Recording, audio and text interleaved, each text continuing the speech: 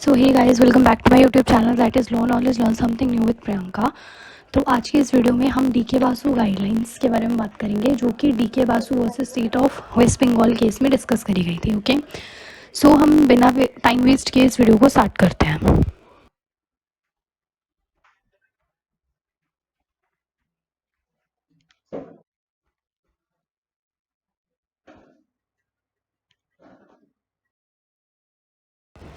तो इस केस के फैक्ट्स हैं। DK Basu served as the executive chairman of legal aid service in West Bengal, a non political organisation. तो DK Basu जो थे वो एक एग्जीक्यूटिव चेयरमैन थे लीगल एड कमिटी के। He wrote a letter to Supreme Court of India bringing to its attention news reports about death in police custody and lockups. In the letter, he highlighted that such cases of custodial violence often went unpunished despite efforts made to address the issue.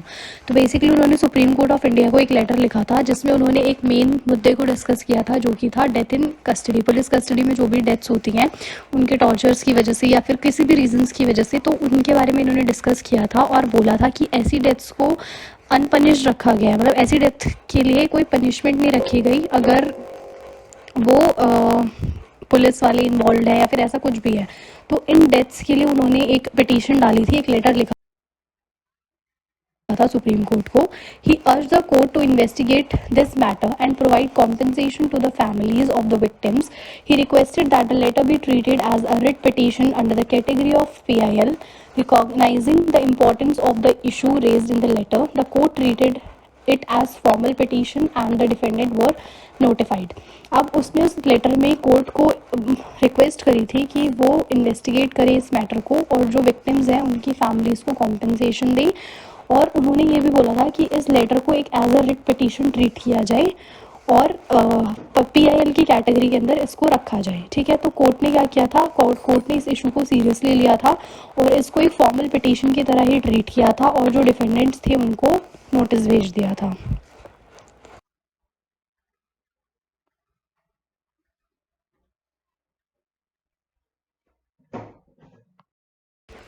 तो अब हम बात करेंगे issues के बारे में जो इस केस के अंदर रेज हुए थे। तो बेसिकली यहाँ पे 4 इश्यूज़ रेज किए गए थे। The issue raised in DK Basu versus state of Bengal were, पहला, is there any increase in case of custodial deaths and violence, कि क्या सच में कस्टोडियल डेथ्स और वायलेंस इंक्रीज हो रहा है। Second, is there a need for guideline governing the arrest and custody of detainees. अब क्या हमें ज़रूरत है एक गाइडलाइन बनाने की जो कि बताए कि जो हमारे डिटेन पर्सन है उनके साथ कैसा ट्रीटमेंट करना चाहिए, उनके साथ कैसे, मतलब उनका अरेस्ट प्रोसेस क्या होना चाहिए। ओके। तीसरा, should police officers be held responsible for custodial deaths and violence, और क्या पुलिस ऑफिसर्स को सच में लाइबल माना जाना चाहिए कस्टोडियल डेथ्स के लिए और वायलेंस के लिए। और चौथा, Does custodial death and violence continue a violation of Article 21 of detains right? अब आर्टिकल 21 में हमारा राइट टू लाइफ, तो क्या कस्टोडियल डेथ जो है और जो वायलेंस है ये हमारे आर्टिकल 21 को वायलेट्स कर रहा है प्रिजनर्स के। तो अब हम इस केस में आगे बात करेंगे इन क्वेश्चंस के आंसर्स के बारे में कि मतलब लाइक क्या क्या बात हुई थी इसके अंदर। ओके, आई होप आपको अभी तक इतना समझ आ गया होगा। अब है आर्ग्यूमेंट्स फ्रॉम पिटिशनर। पिटिशनर ने क्या क्या आर्ग्यूमेंट्स दिए थे।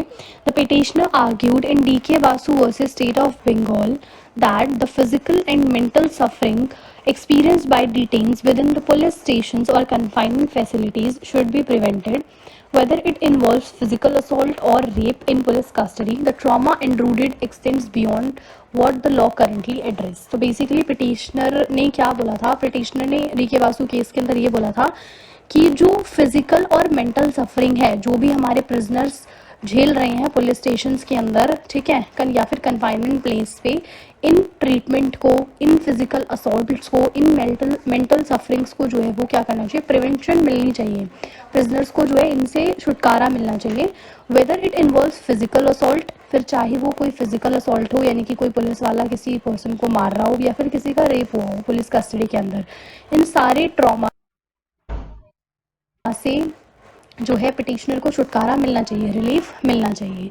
The petitioner further conducted in DK Basu case that a civilised nation significant steps should be taken to eliminate such practice. और पिटिशनर ने ये भी बोला था कि सिविलाइज्ड नेशन को एक बहुत सिग्निफिकेंट स्टेप, एक इम्पॉर्टेंट स्टेप लेना चाहिए ताकि ये प्रैक्टिसेस जो है ये ख़त्म हो सकें। ये मारपीट वाली, इनके साथ बुरा व्यवहार करना, कस्टोडियल डेथ्स करना, वायलेंस करना, ये सारे जो चीज़ें हैं वो उसके अंदर, प्रिजन के अंदर ख़त्म करनी चाहिए। ऐसी प्रैक्टिसेस लानी चाहिए, ऐसी चीज़ें करनी चाहिए जिससे कि ये प्रैक्टिसेस जो है वो एलिमिनेट हो जाए। ओके,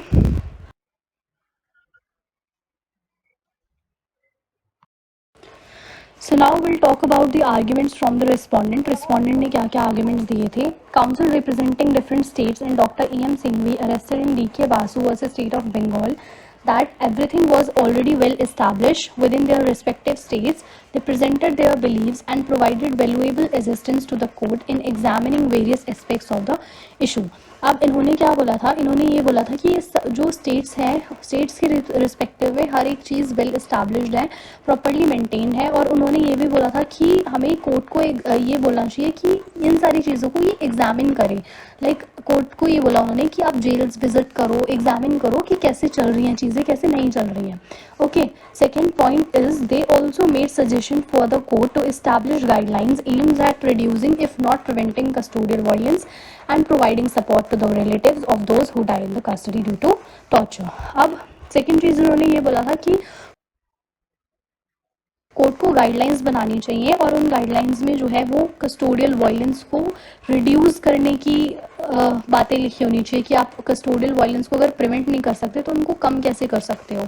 ठीक है, तो ये सारी चीज़ें उस गाइडलाइन के अंदर लिखी होनी चाहिए। और दूसरी चीज़, जो भी विक्टिम था, मतलब विक्टिम क्या, जो भी बंदा मरा है, जिसकी भी डेथ हुई है कस्टडी के अंदर, उनकी फैमिली को जो है वो क्या मिलना चाहिए, सपोर्ट मिलना चाहिए उस टॉर्चर की वजह से जो भी बंदा मरा है। ठीक है, अब आगे हम बात करेंगे जजमेंट की।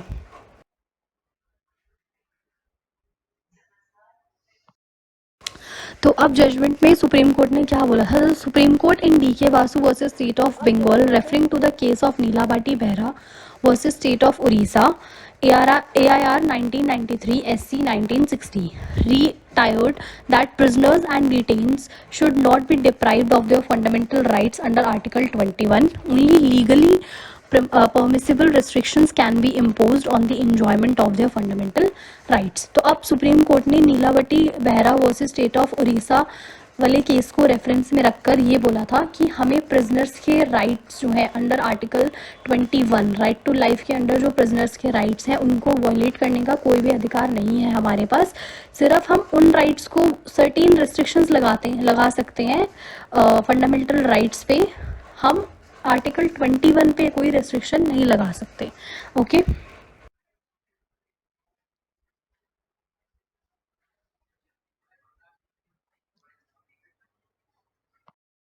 तो अब जजमेंट के बाद कोर्ट ने कुछ गाइडलाइंस दी थी जिनको हम DK Basu गाइडलाइंस के नाम से भी जानते हैं। ठीक है, तो वो क्या क्या थी। पहला, police officer involved in the arrest and interrogation of an arrestee must wear clear visible identification and name tags with their designations. Details of all police personnel handling the interrogation must be recorded in a register. अब पहली चीज़ क्या बोली थी कि जो police officer है जिसने arrest किया है और जो इंटरोगेट कर रहा है, ठीक है, उसके कपड़ों पर क्लियरली उसकी आइडेंटिटी विजिबल होनी चाहिए। ठीक है, उसका जो बैज होता है ना वो क्लियरली दिखना चाहिए, उसका नाम, उसका डेजिग्नेशन, वो क्या काम करता है, लाइक वो किस पोस्ट पे है, ये सब क्लियरली मेंशन होना चाहिए। और जो भी पुलिस पर्सनली हैंडल कर रहे हैं इंटरोगेशन को, उनका नाम जो है वो रजिस्टर के अंदर रिकॉर्ड होना चाहिए। ओके, सेकेंड क्या था, the police officer affecting the arrest must prepare a memo of arrest eight the time of arrest. It should be witnessed by at least one person who may be a family member of a respected individual from the area where the arrest occurs. The memo should also be countersigned by the arrested person and include the time and the date of the arrest.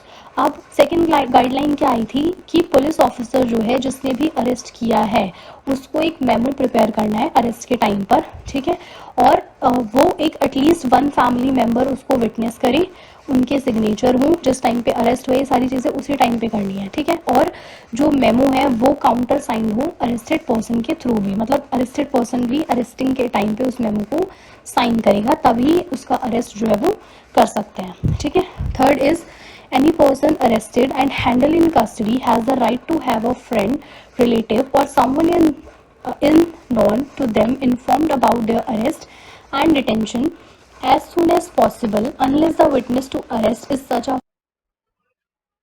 friend or a relative.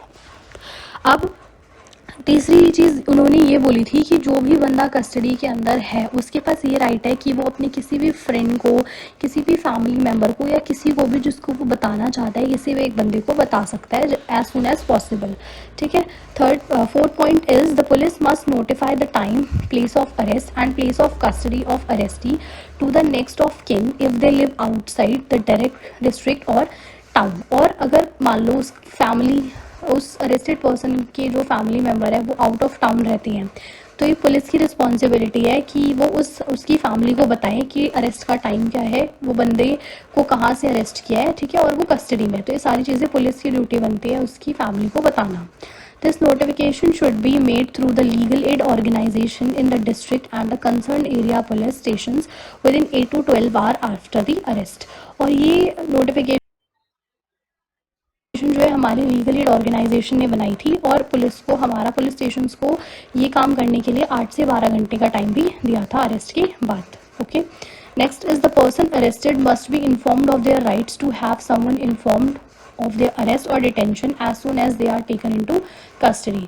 और person को, जो person बंदा arrest हुआ है, अगर उसको नहीं पता कि वो कॉल कर सकता है या उसको नहीं पता है ना आइडिया, तो ये पुलिस वालों की ड्यूटी बनती है कि वो उस बंदे को इस राइट के बारे में बताएं और उसको बताएं कि आप अपने फैमिली मेम्बर को या किसी को भी कॉल करके बता सकते हो. ओके.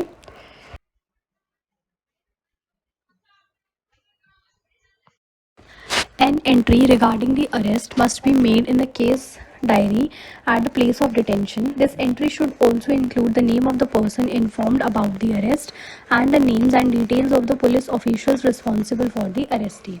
ठीक है. तो अब बेसिकली एक रजिस्टर बनाया जाता है और ये बोला जाता है कि जो बंदा उस टाइम पे रिस्पॉन्सिबल था, पुलिस ऑफिसर जिसने अरेस्ट करा है, उन सब के नाम लिखे जाते हैं उस रजिस्टर के अंदर. और जिस बंदे को बताया होता है फैमिली में से कि भाई ये अरेस्ट हो चुका है, उसका नाम लिखा जाता है. Next is the arrestee upon request should be examined at the time of arrest and any visible injuries on their body, minor or major, should be documented. अब जब वो अरेस्ट होता है उस टाइम पे उसकी बॉडी को ऑब्जर्व किया जाता है, एग्जामिन किया जाता है और कोई भी अगर इंजरी है, चाहे वो माइनर हो या फिर मेजर हो, उसको नोट किया जाता है. Both the arrestee and the police officer should sign as inspection memo and a copy should be provided to the arrestee. अब अरेस्टी और पुलिस ऑफिसर उस दोनों ही उस मेमो को चेक करते हैं, साइन करते हैं और उसकी कॉपी को अरेस्टी को दे देते हैं. Okay. Next is the arrestee should undergo a medical examination by a qualified doctor every 48 hours during their custody. These doctors should be on panel of approved doctors appointed by the Director of Health Service in the respective states or union territory.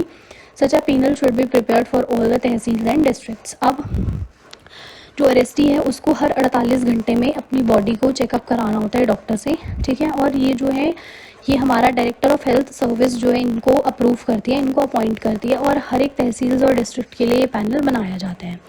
Next is copies of all documents including the memo of arrest should be sent to the magistrate for their records. अब जितने भी documents हैं उन सब की copy भेजी जाती है मैजिस्ट्रेट को ताकि वो पूरा चेक कर सके.